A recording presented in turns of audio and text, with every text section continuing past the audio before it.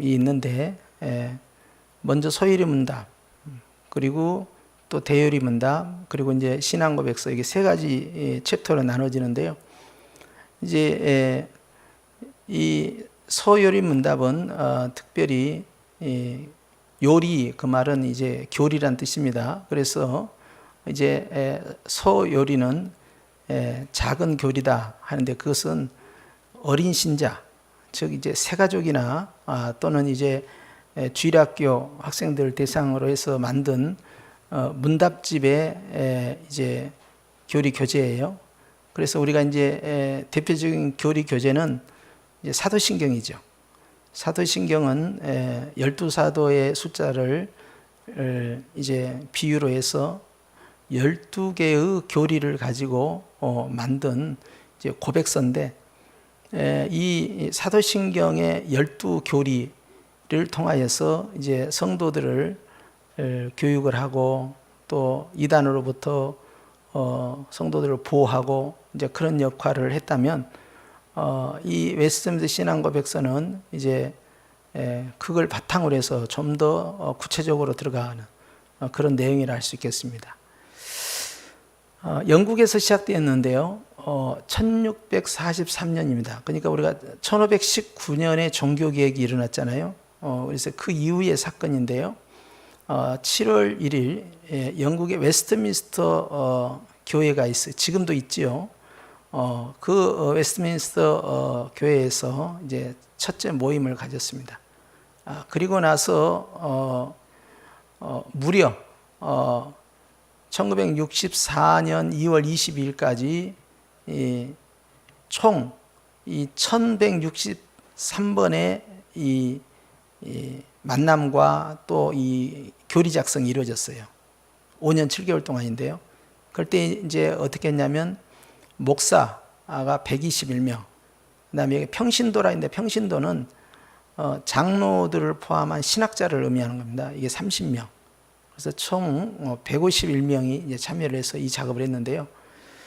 그래서 이제 이 스코틀랜드 목사 5명, 그리고 평신도 3명, 이게 해서 총 159명이 결국 이 교리 작업에 들어갔습니다.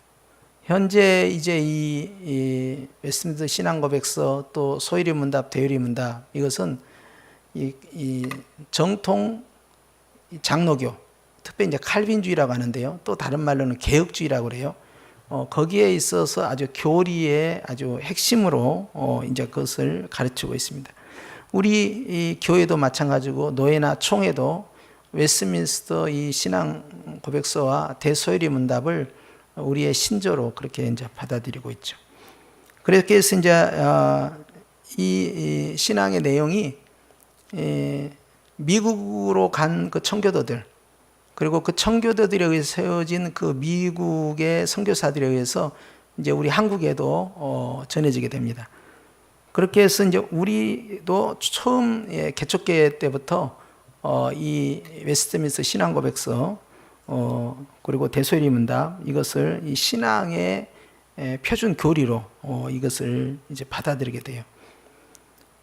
그렇게 해서 오늘날까지도 이 소요리 문답, 대요리 문답, 신앙 고백서, 그것은 성도에게, 세례받는 자에게, 재직에게, 그리고 더 나아가서 장로와 권사, 그리고 안수집사, 그리고 좀 더 나아가서 목사에게까지도 이것을 교육을 시키고, 또 이 내용이 맞는지에 대해서 질의를 하고, 그렇게 해서 문답을 학습했는 자를 이제 검증하게 되는 것이죠. 자, 1907년 평양 장대현 교회에서요, 이 장로교 이제 노예가 모였는데요. 첫 노예죠. 동노예가 됐을 때 이 웨스트민스터 신앙 고백서가 12신조로 되어 있어요. 그러니까 사도신경도 12가지 문답이라고 했죠. 그런 것처럼 이제 이 웨스트민스터 신앙 고백서 12신조로 만들었는데, 그걸 채택을 합니다. 그래서 우리가 보면 성경에 있는 베드로의 신앙 고백, 도마의 신앙 고백, 이렇게 있죠. 그리고 좀 더 이제 체계화된 것은 이 사도신경 신앙 고백, 그 이후에도 많은 신앙 고백이 등장합니다. 그래서 이제 뭐 하이델베르그 신앙 고백서, 도르트 신앙 고백서 하면서 이제 벨직 신앙 고백서. 그런데 대표적으로 우리가 교육을 시키는 것이 바로 이 웨스트민스터 신앙 고백이에요. 그 가운데서 가장 기초 단계가 바로 소요리 문답이다. 그래서 이제 이것을 우리가 이제 공부를 하게 되는데요. 대요리 문답은 훨씬 많습니다. 전체 질문 내용이 한 196문. 그런데 이제 이 소요리 문답은 107문이에요. 그래서 이제 조금 그 다음 장면으로 넘어가면요. 그 다음에 이제 개요가 나와 있는데요. 첫 번째가 이제 제일 중요합니다. 1번이 제일 중요한데요. 인생의 제일 된 목적이 뭐냐? 여기서부터 출발을 해요. 그 다음에 성경이 무엇이냐를 이제 묻습니다. 그 다음에 가서 하나님은 어떤 분이시냐? 그 다음에 가서 그럼 인간은 누구이냐? 그 다음에 가서 그러면 그리스도는 누구이시냐? 이렇게 물어요. 그 다음에는 이제 성령 하나님입니다. 성령 하나님은 어떤 분이시냐? 그 다음에 7번에 가서 인류의 종말은 어떻게 되느냐라고 묻습니다. 그 다음 두 번째 단락에 가서는요, 우리가 율법에 대해서 알고 있는데, 율법의 10계명을 우리가 이제 또 말씀을 배워요. 그리고, 율법에 들어있는 10계명 외에 613가지 했는데, 우리는 613가지를 배운 게 아니죠. 유대인들 문화고요. 그래서 우리는 10계명을 이제 기준으로 율법에 대해서 배우고, 그러면 율법이 나왔으면 이제 그것으로 비춰보면 죄인지 죄가 아닌지가 드러나죠. 죄에 대해서 나와요. 그 다음에 그리스도에 대한 신앙, 즉 믿음에 대해서 나옵니다. 그리고 다섯 번째, 그러면 은혜를 받게 되는데, 그럼 은혜의 수단이 무엇이냐 하면서 이제 세 가지가 나옵니다. 은혜의 수단은 세 가지예요. 그 첫째는 말씀이다. 하나님의 말씀으로 은혜를 받는다. 그 다음에 두 번째는 세례와 성찬, 성례라고 합니다. 세례와 성찬을 통해서 은혜를 받는다. 세 번째는요, 기도를 통해서 은혜를 받는다. 그 다음에 마지막은 이제 주기도문입니다. 그 다음 넘어가면요, 이제 첫 번째 제1문이 이렇게 떡하니 등장하는데요. 처음 나온 이 소요리 문답이요, 제일 중요한 부분이에요. 첫 번째 한번 보겠습니다. 이렇게 묻습니다. 사람의 제일 되는 목적은 무엇입니까? 그래요. 여러분이 읽습니다. 시작. 사람의 제일 된 목적은 하나님을 영화롭게 하고 하나님을 영원히 즐거워하는 것입니다. 이렇게 되어 있어요. 사람의 제일 된 목적이 뭡니까? 그러면 사람이 살아가는 데 있어서 가장 중요하게 여겨야 할 것이 무엇입니까? 또 질문을 바꾸면요, 사람은 무엇을 위해 살아야 합니까? 또 그 뜻이기도 하고요. 또 바꿔드리면요, 사람에게 있어서 가장 가치 있는 것이 무엇입니까? 이렇게 묻기도 해요. 질문의 수식어가 각각 다르다 해도 내용은 똑같습니다. 그래서 이것이 믿는 크리스찬에게 있어서요, 아주 대표적인 철학적 질문이에요. 이거 있잖아요. 철학의 첫 번째는 뭡니까? 철학의 첫 번째 질문은 인생은 무엇인가? 이렇게 물어요. 가을이 되니까 이제 슬슬 생각나시죠? 인생은 무엇인가? 그럼 앞에 꼭 뭐가 와야지만 따끈한 커피 한 잔 갖다 놓고 떨어지는 낙엽을 바라보면서 거기에 가을비가 함께 내려오고, 그러다가 우울증에 바로 빠집니다. 제가 어렸을 때부터 열심히 신앙생활을 하면서 이렇게 주님을 섬긴다고 했는데, 제 청년기에 이런 마음이 들었어요. 비가 오면 우울해지더라고요.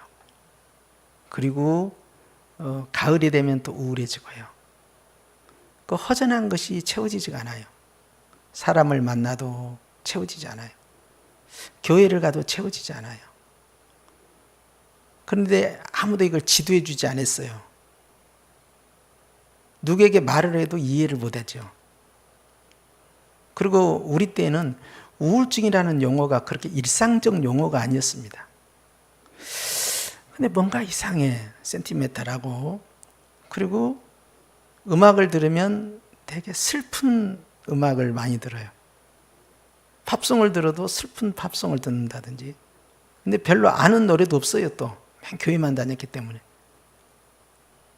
그래서 이제 우울한 기간을 이렇게 지나갔는데요. 이 주위 환경에 비가 오면 더 우울해져요.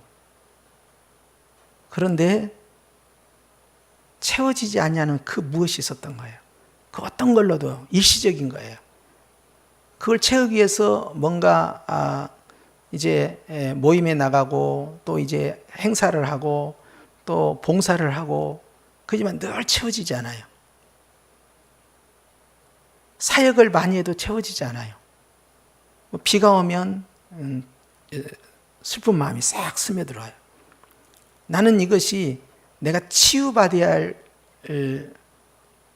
영적 질병인 줄 몰랐어요. 그러니까 그 무언가가 있는데 그걸 무언지를 설명할지도 못했고 누가 해결해 주지도 않고 교회는 열심히 다니고 있어요.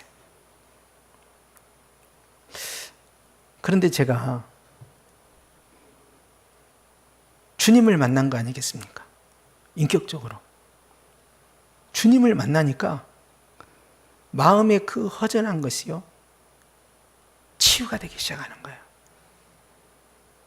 그리고 비가 오면 가을에 내리는 비든 봄에 내리는 봄비든 다 슬퍼. 그럼 맨 뭐 해바라기 노래나 듣고 막 그런단 말이야, 그냥. 그런데 주님을 인격적으로 만나고 나니까요, 비 오는 날이 제일 즐거운 날이에요. 비도 살살살 내리면 재미가 없고요, 장대비처럼 쫙쫙 소낙비가 내리면요 얼마나 마음이 기쁜지 몰라요. 전에는 슬펐던 거였는데 이제는 전혀 슬프지가 않아요. 낙엽이 떨어지면 마음에 우울함이 찾아왔는데 전혀 우울함이 찾아오지 않아요. 왜 그랬을까요? 주님과의 인격적 만남이 이루어지니까 기쁨이 내 안에서 회복이 되는 거예요. 그러니까 사물에 대해서 재해석을 하게 됩니다. 그래서 주님이 내 마음을 치료해 주시는 거죠. 거기에 던졌던 질문이, 철학적 질문은 그거예요. 인생은 무엇이냐예요. 근데 소요름답 일문도 그거예요. 사람의 제일 된 목적이 뭐냐? 그 뭐냐면 인생은 무엇이냐예요.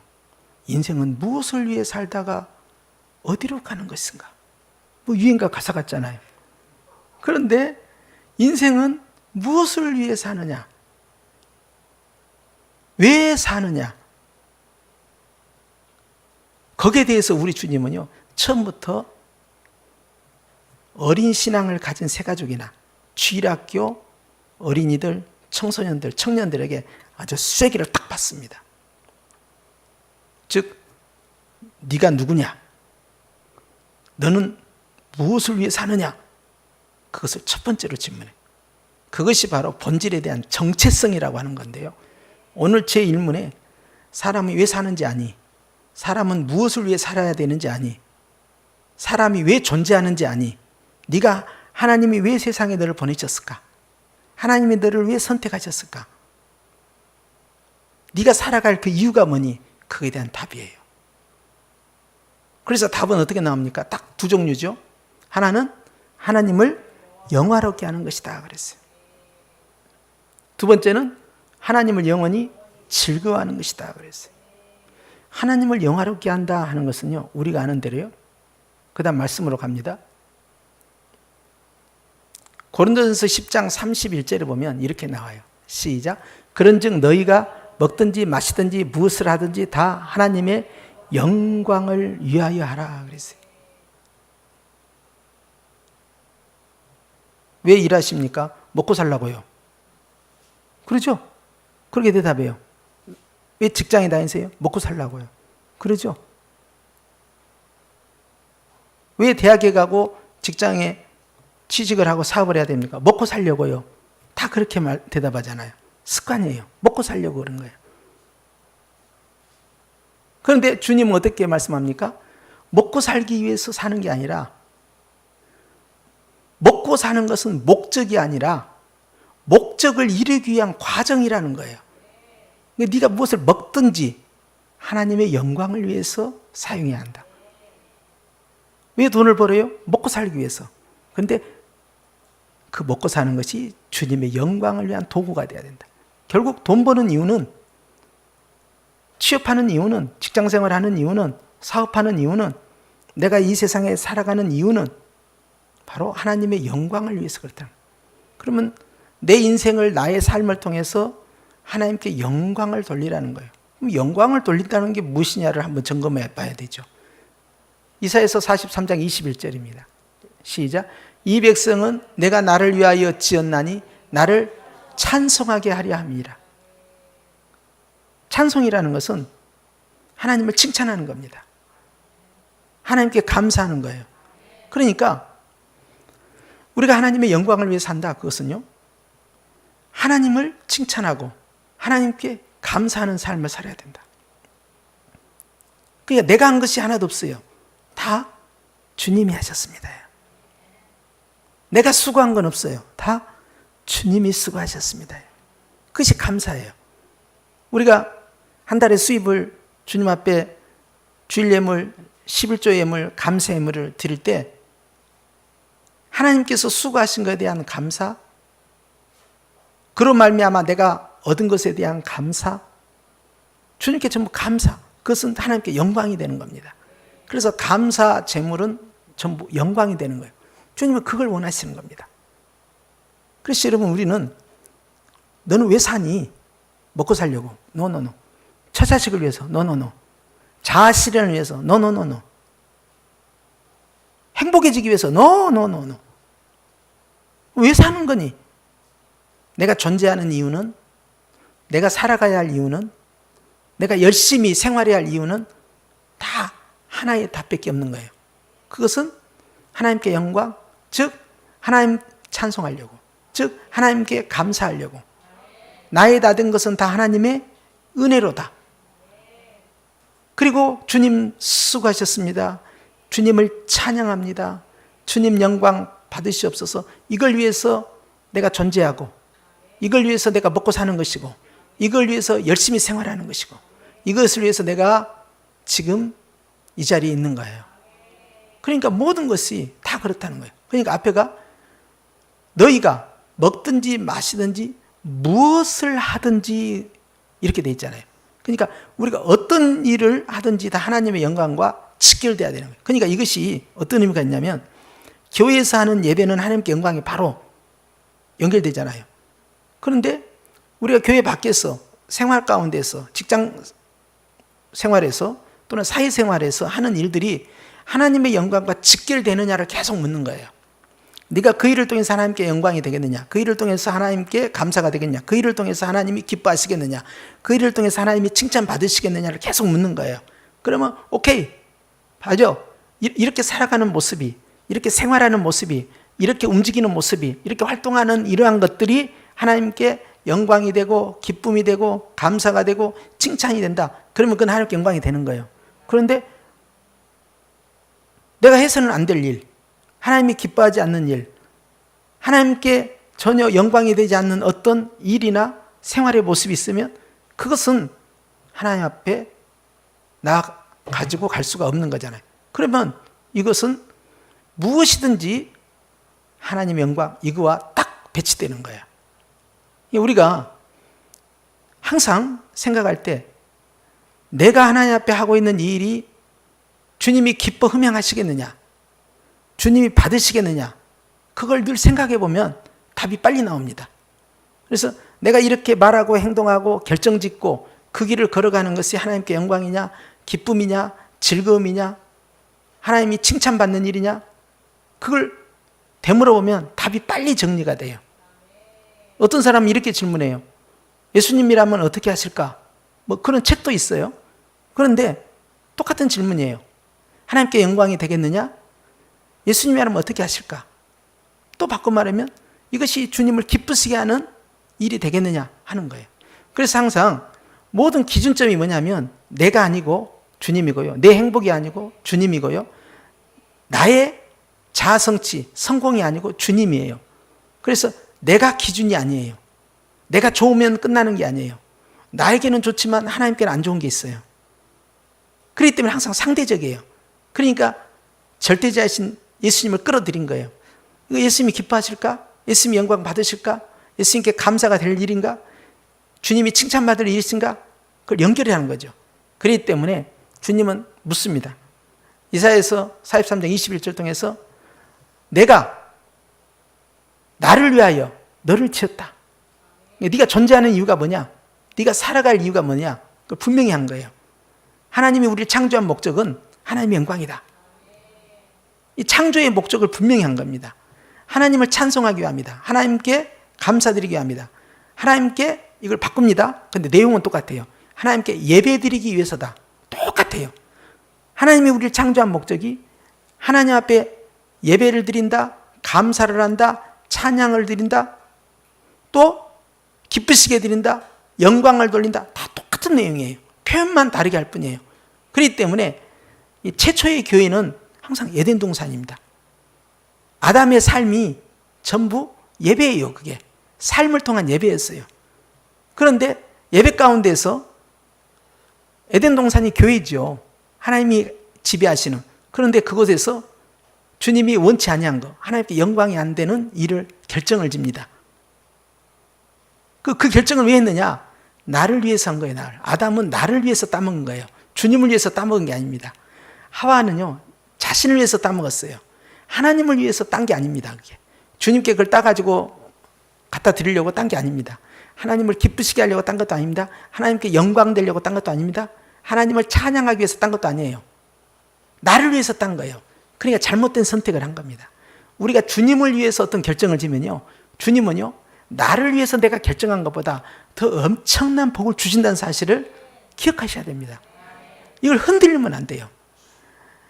나는 주님이 원하는 일을 하고 주님은 내 일을 하시는 거예요. 근데 내가 내 일을 하면요, 주님이 어떻게 내 일을 하시겠어요? 왜냐하면 나는 잘못된 길로 가고 있는데, 주님은요, 나보다 나를 더 사랑하시기 때문에 내가 주님을 위해서 가고자 하면 주님은요, 나를 사랑하사 내가 내 자신을 위해서 일한 것보다 더 좋은 일들을 만들어내십니다. 생활 가운데서 그런 거예요. 그러니까 항상 기준점이 그거예요. 우리가 전체 이 107문 가운데서요, 이 첫 번째 이 1문에서 이것을 확실하게 관통을 보다면요, 우리가 인생에서 승리할 수 없어요. 내가 존재하는 이유는요, 더 확대가 되면 내가 결혼하는 이유가 뭐냐 이거야. 니들 왜 결혼하니? 좋아서요. 좋으면 연애도 할 수 있잖아요. 결혼은 하나님이 정하신 예식이에요. 왜 결혼하냐고? 좋아서요. 아니라니까. 원하는 답이 아직 안 나오고 있어요. 이렇게 질문해야 돼요. 너는 왜 태어났니? 엄마 아버지가 저를 나오게 했어요. 이 어리석은 대답이에요. 그렇잖아요. 너는 왜 존재하니? 하나님의 영광을 위해서 주님을 찬양케 하시려고 주님이 저를 이 땅에 보내셨습니다. 이렇게 정답이 나와야 될 거 아니에요. 똑같아요. 너희들 왜 결혼하니? 좋아서요. 땡. 왜 결혼하니?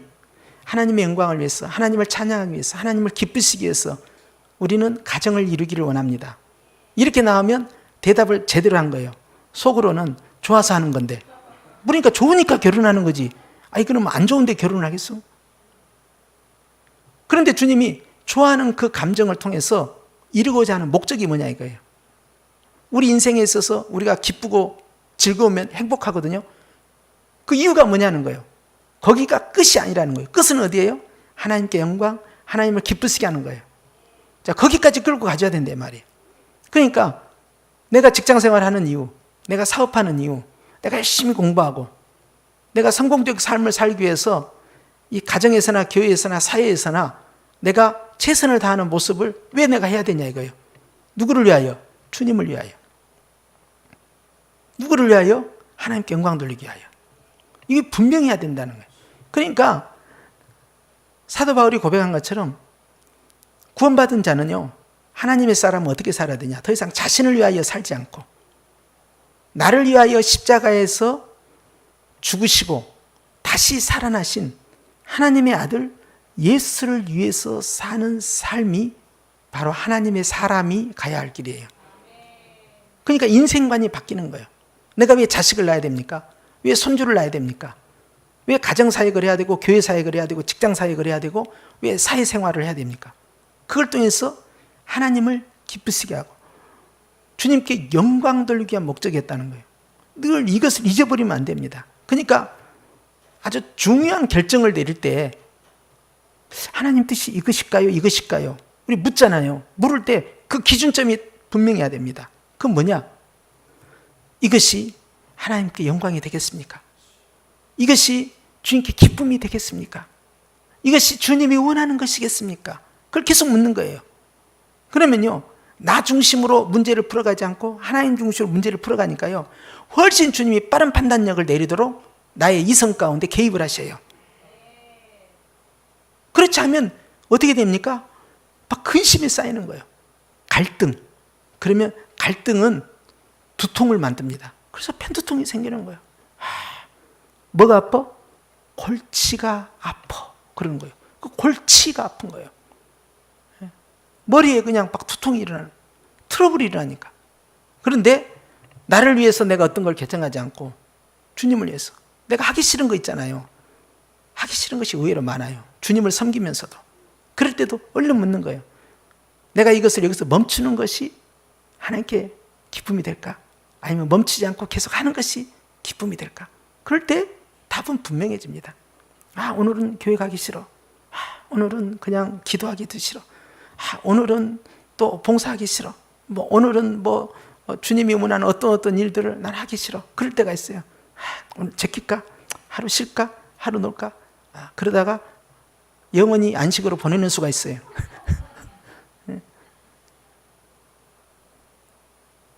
주님은요, 우리에게요, 영적인 만족감을 어디서 주시느냐? 그것은 하나님이 원하는 일을 하고 있을 때 영적 만족을 줍니다. 그렇지 않으면요, 밤새도록 수고하지만 얻은 것이 없다? 물고기가 없다는 뜻을 끝나는 게 아니고요, 삶의 만족이 없는 거예요. 사역의 만족에서 삶의 만족까지 상실해버린 거예요. 재미가 없는 거야. 그러니까 하면서도 신이 나야 되는데 그 신바람을 어디서 찾느냐 하는 거예요.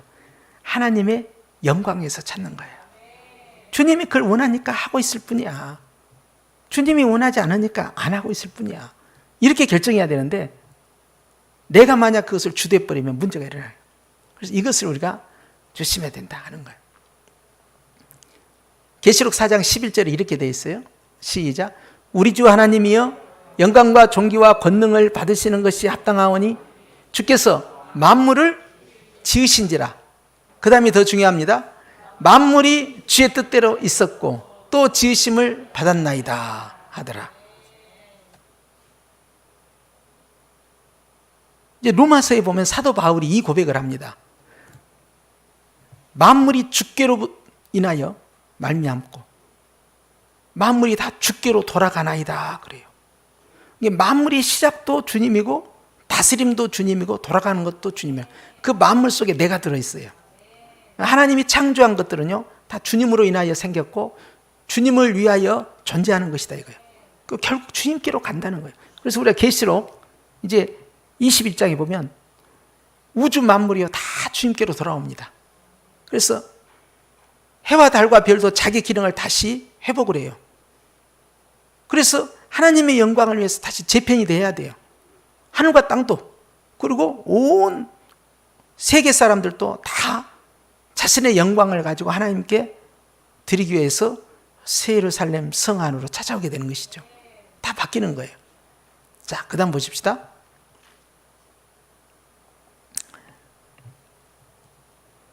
시편 말씀이 이제 길게 나왔는데요. 이제 그 가운데서 여러분 11절만 보십시다. 시작. 주께서 생명의 길을 내게 보이시니 지혜 앞에는 충만한 기쁨이 있고 지혜 오른쪽에는 영원한 즐거움이 있나이다 그랬어요. 시편 26편 11절에 이 주님 앞에 있는 충만한 기쁨, 그 다음에 오른쪽에는 영원한 즐거움, 이것이 뭘까? 우리 예수님께서는요, 누가복음 10장 이 20절 말씀에 너희의 이름이 하늘에 기록된 것으로 기뻐하라 그랬어요. 이거 왜 중요한지 아세요? 이게 70명의 전도자들에게 준 말씀인데요, 70명의 전도자가 능력을 받았고 은사를 받고 권세를 받았어요. 그래서 병든 자를 고치고 귀신을 쫓아냅니다. 그리고 복음을 전파해요. 그런데 이 사람들이 가서 엄청난 전도의 열매를 거두옵니다. 마을마다 가가지고 70명이 두 사람씩 짝을 지면 35팀이죠. 35팀이 각 마을로 흩어져서 가서 복음을 전파하고 병든 자를 고쳐 귀신을 쫓아냈는데요, 너무너무 좋아한 거예요. 결과가 너무너무 만족스러워. 근데 사실 당연한 거 아니에요? 생각을 해봐요. 기도를 했는데 병든 자가 나서버려요. 그리고 정신이 오락가락하는데 딱 기도하니까 귀신이 확 소리지고 나가버려. 그냥 귀신을 다스리는 사람이야. 그게 얼마나 셉니까? 근데 그 사람이 복음을 전해요. 당연히 받아들이죠. 너무너무 좋아서 온 거야. 그냥 사역의 기쁨, 일하는 자의 기쁨이에요. 그런데 주님이 아이고 사랑하는 제자들 수고했다, 열매 많이 거뒀지, 애썼다, 하늘의 상급이 크다, 이럴 줄 알았는데 그런 걸로 기뻐하지 말거라. 전라도 버전입니다.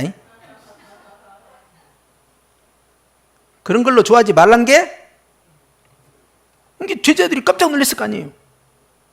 아니 왜 저런 말씀하실까? 너희의 이름이 하늘에 기록된 것으로 기뻐해라. 와, 어떻게 보면요, 완전히 잔치상에 초를 친 거예요. 그런데 주님은요, 일시적 기쁨을 경계한 겁니다. 사역은 하다가 될 때도 있고 안 될 때도 있어요. 사도 바울도요, 복음을 전할 때 받아들일 때가 있고 거부할 때가 있어요.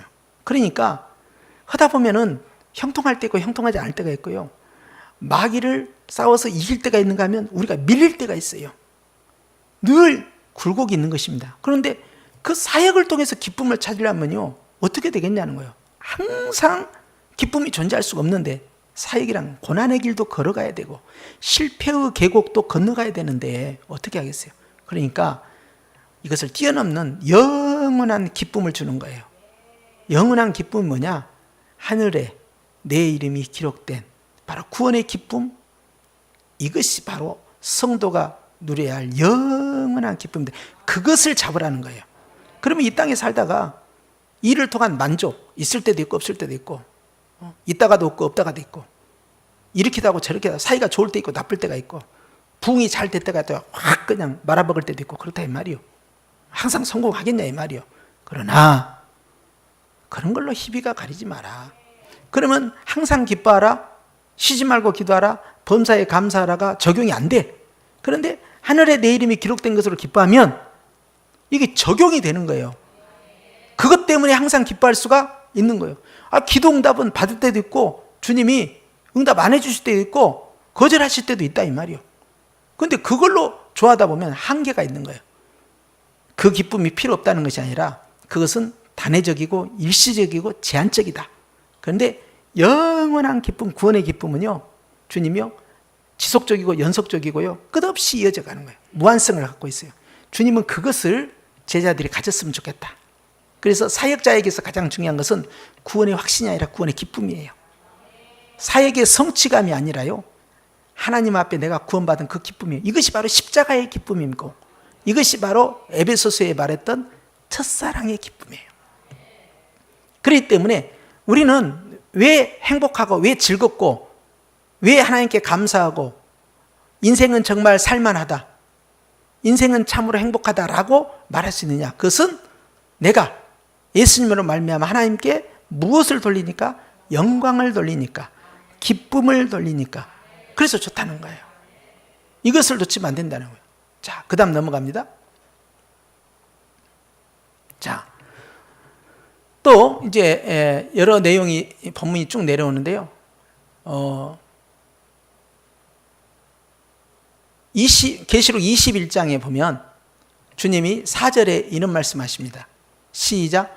모든 눈물을 그 눈에서 닦아주시니 다시는 사망이 없고 애통하는 것이나 곡하는 것이나 아픈 것이 다시 있지 아니하리니 처음 것들이 다 지나갔음이로라.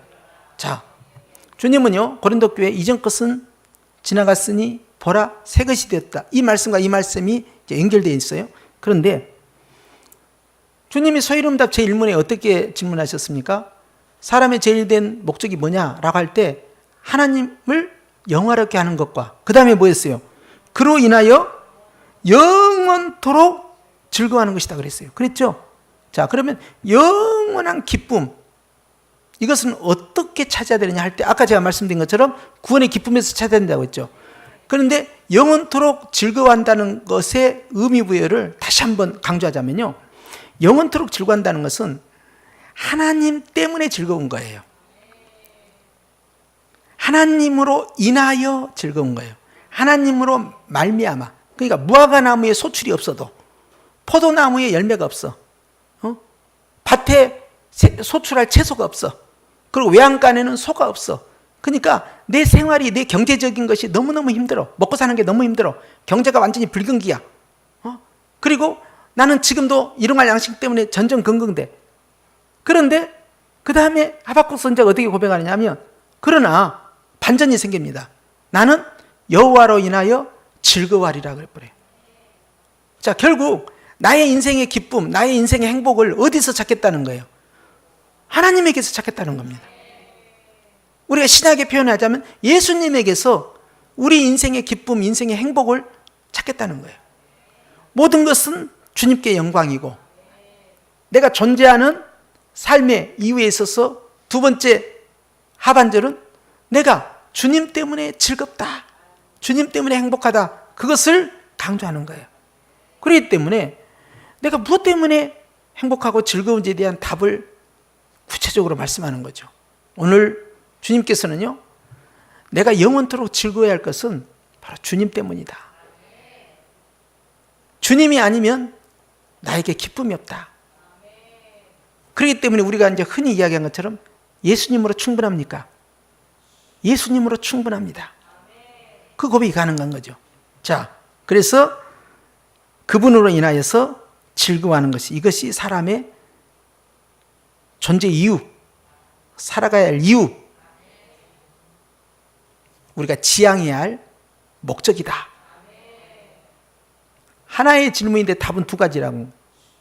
하나님께 영광, 어떻게 하면 주님을 기쁘시게 되고, 어떻게 하면은 주님께 영광을 돌리고, 어떻게 하면 주님을 칭찬하고, 어떻게 하면 주님을 감사할까, 어떻게 하면 주님의 마음을 흡족하게 되릴까. 늘 이분 중심으로 사는 거예요.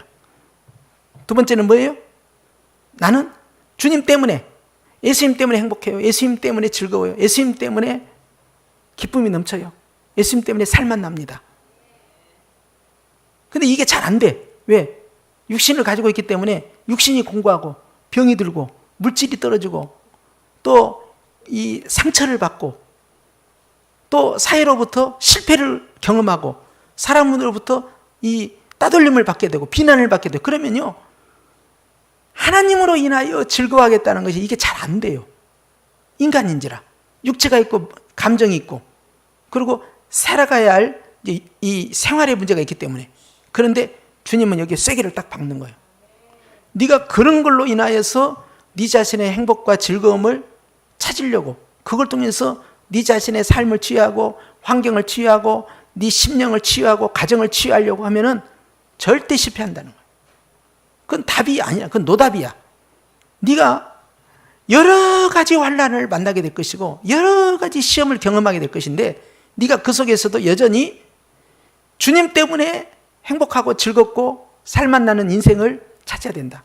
어디서 찾아요? 주님 어디서 도대체? 그러니까 누가복음 10장 20절이 바로 나와야 돼. 그것은 내 이름이 하늘에 기록된 것으로 즐거워하는 것, 즉 영원한 기쁨이에요. 그것을 끄집어내지 않으면 힘들어서 못 삽니다. 다 내려놓고 싶은 거야. 그러면 어떻게 됩니까? 엘리야처럼 노뎀나무에 가요. 가면서 자기 종 보고 너 따라오지 마이. 그렇게 하고 혼자 가는 거예요. 며칠간 3일 거리에 타박 자기가 무슨 예수님도 아니고 십자가의 길을 3일간 걸어가는 거예요. 타박 인생 다 산 사람처럼 타박 걸어. 너댓나무에 탁 앉아있어. 딱 보니까 아무도 안 와. 아무도 없지? 딱 하니까 내가 이래봬도 선지자인데 말이야. 모양 빠지게 딱 앉아있다가 주님 그냥 데리고 가세요. 진짜 내가 애들 앞에서 참 이런 기도 하기도 그렇고 창피했는데 저는 여기까지입니다. 그렇게 시작되는 소리 했다가 주님으로부터 힘과 능력을 공급받고 열심히 먹어라, 열심히 자라, 열심히 먹어라, 열심히 자라 해놓고는 그 다음부터 뜀박질 선수야. 원래 엘리야는 뜀박질 선수야. 아방 앞에서 비 올 때 마차 타고 가는데 그 앞에 달려가면서 왕이요 빨리 뛰세요, 빨리 뛰세요. 곧 비가 옵니다. 빨리 뛰세요. 달리기도 잘해. 능력에 충만해가지고 막 달려. 원래 마라톤 선수요. 선지자 가운데 달리기 제일 잘해. 예. 모세도 못 들어가. 얼마나 달리기 잘하는지. 그러더니 주님이 너댓나무에서 한번 위로해 주시고 치유해 주시니까 이 시내산까지 40일 주야를 먹지도 않고 마시지 않고 냅다. 그게 최초의 마라톤이에요. 그게 올림픽 나가면 완전히 그 1등이야. 40일 동안을 달려버리니까. 사람의 힘으로 할 수 없어요. 사람이 40일 동안 어떻게 달림박질 할 수 있어요? 그래가지고 시내산의 동굴에 들어가서 거기에서 주님의 미세한 음성을 듣는 거예요. 응? 왜? 이세벨이 죽이겠다고 협박하니까 천하의 엘리야도 낙심이 되더라 이 말이야. 아주 좌절감을 느끼는 거예요. 그런데 세미한 음성을 들으면서 하나님의 말씀이 그를 회복을 시킵니다. 주님이 끝났다고 하기 전까지는 끝난 것이 아니다. 또 다시 돌아가 해놓고 마지막 사역을 진행할 때 어떻게 생각하느냐. 일꾼들을 세워요. 일꾼들. 그 일꾼 세우는데 제일 중요한 것이 뭐냐면 후계자입니다. 후계자를 못 세워서 다 깨져나가는 거예요. 교회들도 보면은 후계자를 못 세워. 여호수아도 후계자를 못 세워서 끝난 거예요. 그게 후계자 세운 게 굉장히 중요합니다. 엘리야를 딱 세워버려요. 그리고 주님이 세우라는 두 왕을 딱 세우고 끝내버린 거예요. 이게 거기까지 가야 끝난 것이죠. 그런데 주님이 엘리야에게 가르쳐 준 그거예요. 사역을 통한 좌절감이거든요.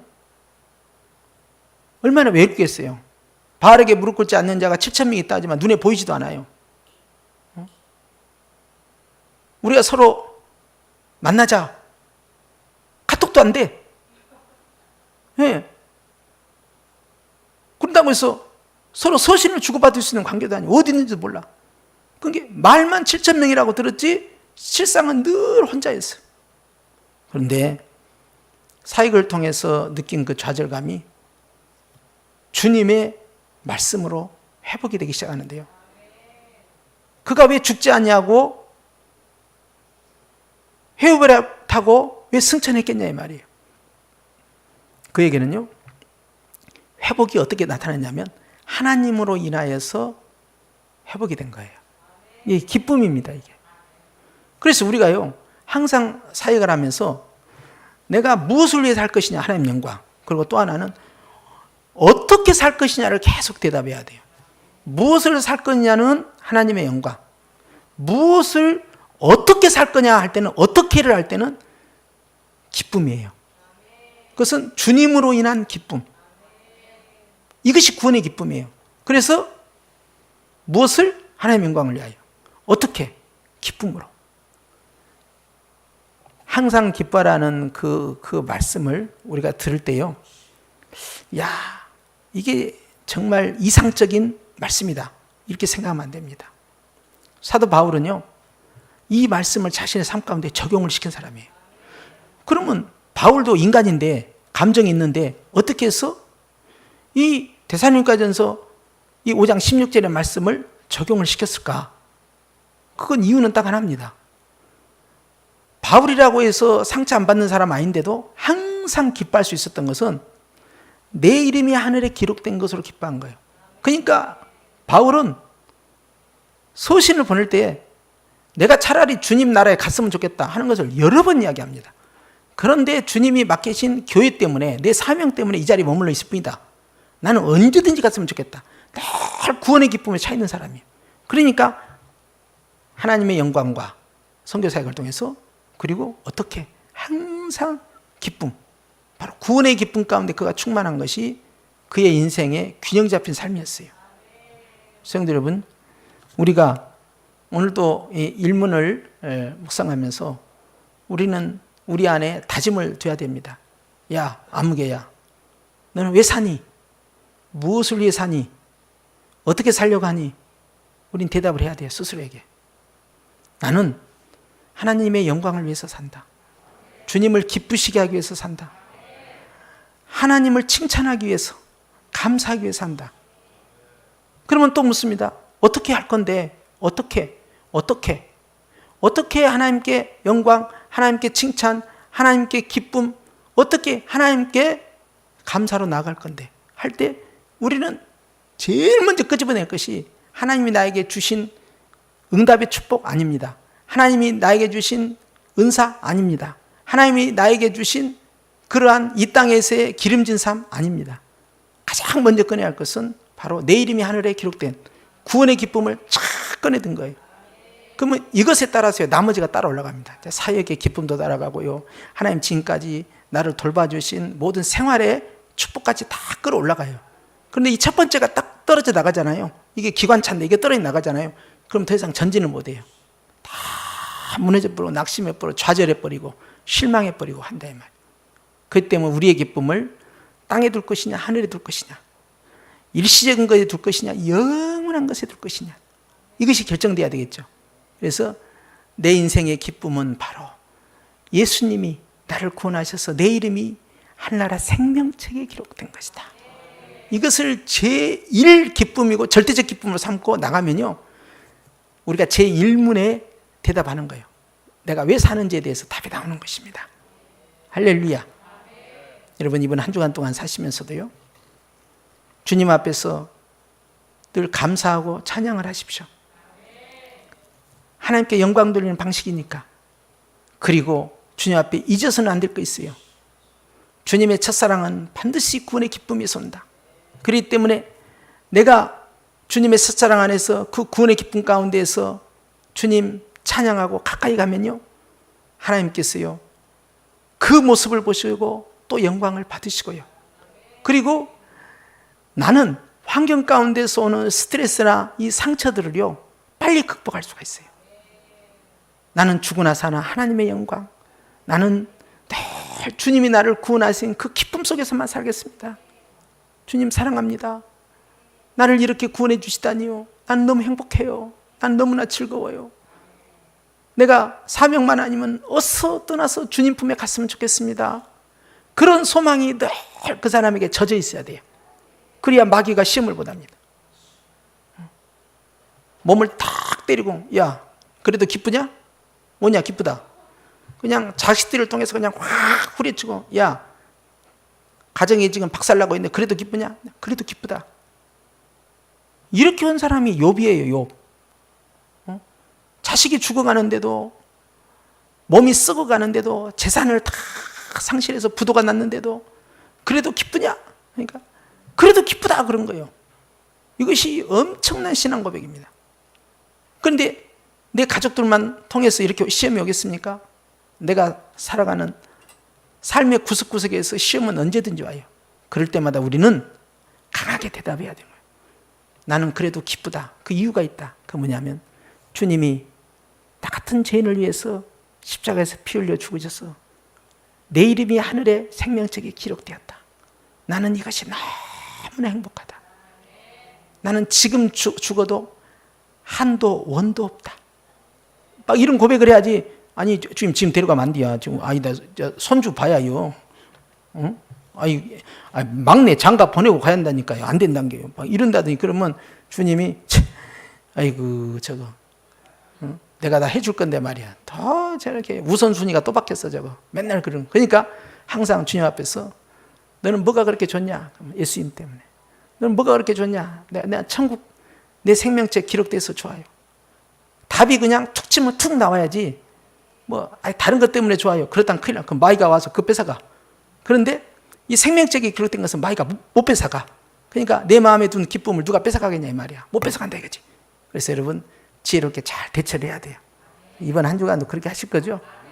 비대면이나 모르고 코로나면 뭐하고 막 그러든지 말든지 뭐냐. 응?